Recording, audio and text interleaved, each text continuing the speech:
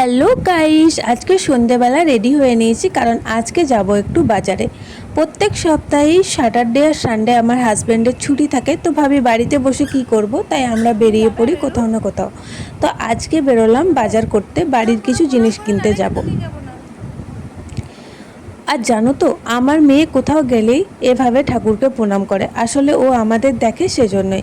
বাচ্চাদের নিয়মই তাই, বড়দের যা দেখবে সেটাই তারা করবে। তো আমরা এখন বেরিয়ে পড়েছি বাজারে। আর দেখো, আমরা এখন রাস্তায় আছি, আর আমাদের জানো তো বাজারের সামনেই বাড়ি।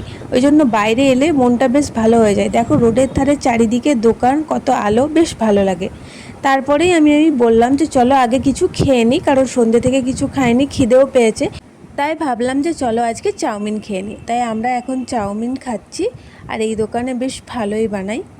আর তারপরেই আমরা চলে এলাম রিলায়েন্স মার্কেট। এখানে বললামই তো যে বাড়ির কিছু জিনিস কিনবো, তো এখানে বিস্কিট আরও নুডলস এগুলোই দেখছিলাম। আর জানো তো, আমার না ম্যাগি খেতেই সবথেকে বেশি ভালো লাগে, তাও ভাবলাম এগুলোও একটা নিয়ে নিই যখন এসেইছি। আর তারপরেই আমি দেখছিলাম কিছু চানাচুর। জানো তো, চানাচুর খেতে বেশ ভালো লাগে, তার মধ্যে আমার সবথেকে এই মুখরোচক চানাচুরটা খেতে খুব ভালো লাগে। তো এগুলোই আমি দেখছিলাম যে কোনটা নেব।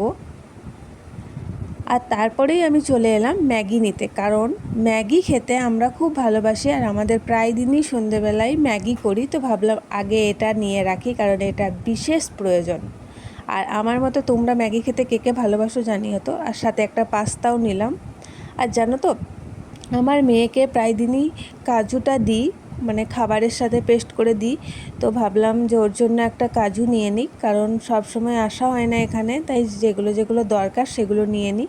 আর দেখো, আমার মেয়ে এখানে বসে কি খুশি, চারিদিক দেখতে দেখতে যাচ্ছে, ও বেশ এনজয় করছে।